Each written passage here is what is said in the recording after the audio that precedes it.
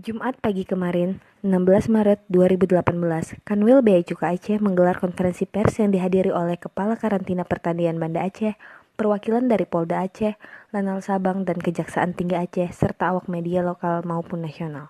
Konferensi pers kali ini terkait dengan hasil penindakan Kanwil Bea Cukai Aceh terhadap muatan KM Tuna 1.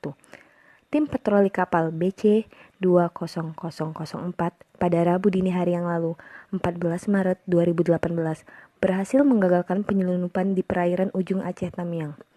Barang hasil penindakan yang diamankan berupa 950 karung bawang merah, 190 karung kelapa, 175 batang bibit pohon kurma, 26 ekor ayam hidup, dan 70 karton obat atau vitamin unggas, 75 karton teh, dan 2 karung pupuk. Barang tersebut selanjutnya akan diserah terimakan ke Stasiun Karantina Pertanian Kelas 1 Banda Aceh untuk diproses lebih lanjut. Kanwil Bea Cukai Aceh melaporkan.